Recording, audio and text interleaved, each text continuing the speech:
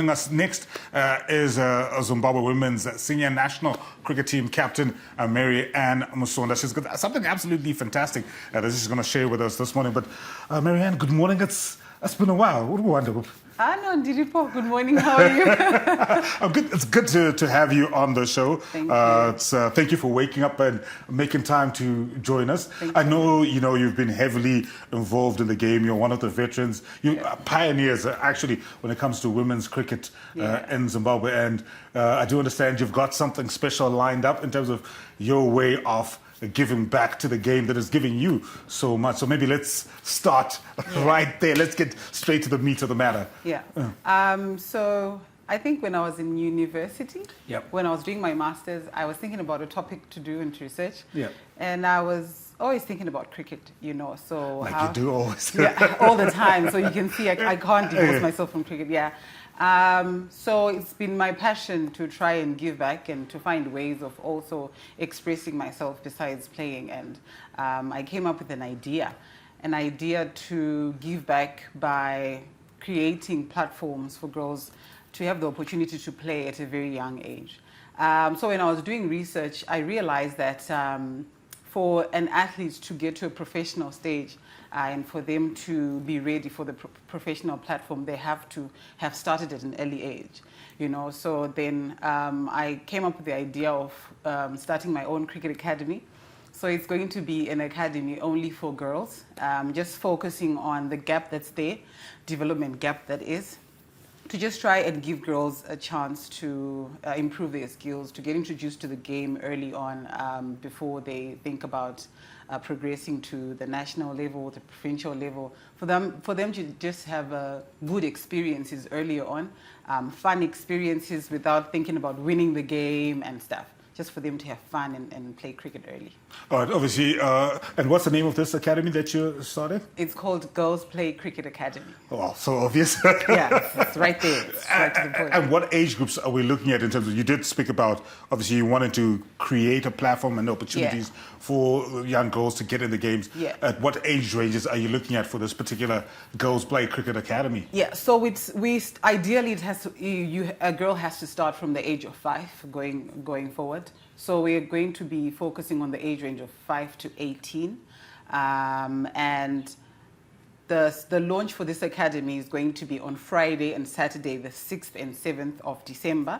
And we're only going to be focusing on the junior schools, which is the age range from 5 to 12.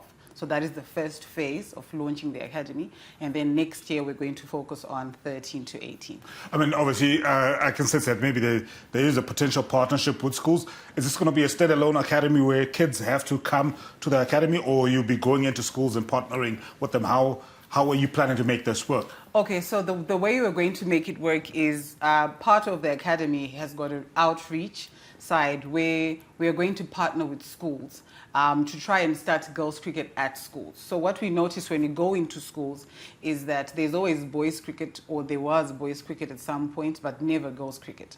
And so the teachers there don't know how to start girls cricket. They're not well equipped.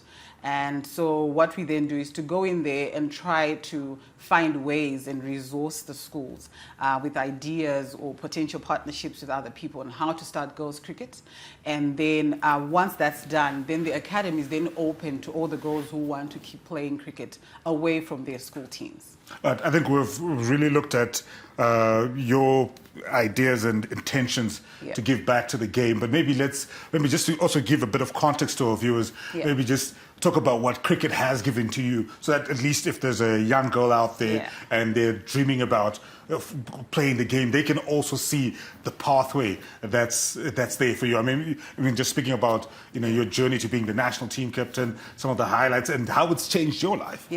Well, I think the first thing cricket has given me is hope, because when I started playing cricket at 13, I didn't think that I would get to this point. But what I knew is every time I stepped on to play cricket and every time I thought about cricket, I got really excited. And so this also made me a little bit disciplined and focused to try and always focus my energy and concentration on cricket and the fun it gave me and, in the enjoyment. So that then drove me to try and hone my skills a little bit more. And then with time, I got into the national team. And then with time, I got into international leagues. So emotionally, it has been something I say if I'm sad, I go to play cricket. Even if I'm angry, I go play cricket, I feel better. Yeah. But also economically, I've got a central contract, and I can say I have a career out of it. So there is a pathway that is lucrative for girls. If they follow cricket, there's the under-19 platform, there's a national team platform. And so all these are global stages for them to perform and to showcase their talent. And so, yeah, I can say it was a huge inspiration for me. And I'm hoping that through this, girls can also follow the same pathway and find themselves, whether they'll end up playing cricket professionally or they will be kept away from the ills of the society to just concentrate on cricket. After school, they come, they play cricket. The next day, they're looking forward to playing cricket. So they're staying away from everything else that the society has aimed at the weaker girls in the society. Yeah. Obviously, you spoke about how this was your brainchild from when you were back in uni and your way of giving back. Yeah. But in terms of maybe the wider cricket ecosystem, what kind of support do you want to see, not only coming to your Girls Play Cricket Academy, but to women's cricket as a whole, especially in the Zimbabwean context? Yeah, I think mainly it's sponsorship, because when you look at the opportunities that are there to play cricket, opportunities are there, but it is the funding at times. So you see schools want to play cricket, but maybe they don't have the coaches or the resources. And so in that space, you then need to be able to resource that base. And then, if your school system has got coaches, has got people who are also chipping in, academies, sponsorships, corporates also helping out schools, then we have a few numbers of girls starting to play cricket earlier, and that way we have a base where we say, these are now our players in the next 5 to 10 years. We can look and say, this girl started at 5, and at 15, she's ready to play.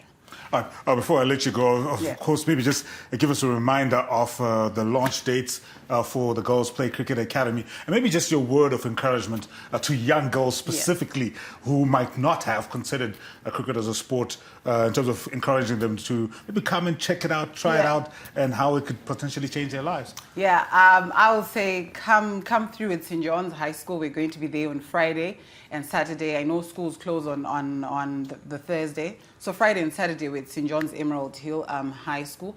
And we're there from 9:30 to 12. So both days from 9:30 to 12. And we're going to be there just focusing on the girls from the age of 5 to 12. Just trying to give them hope to say, come try out cricket.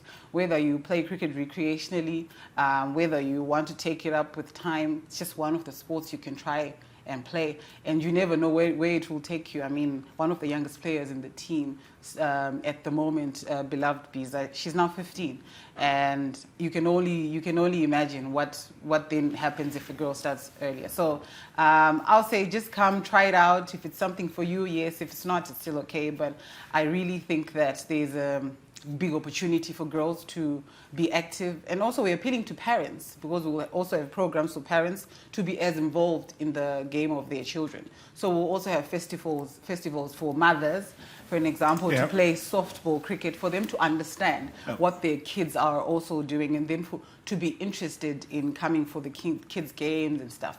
So these are the things we'll be offering, and we're hoping that people will bring their daughters, their vazukurus,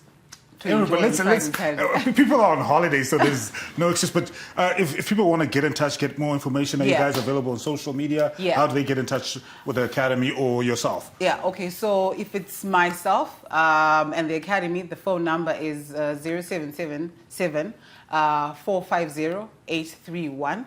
And on social media, we are there. On Facebook, we are Girls Play Cricket Academy. On Instagram, we are Girls PCA.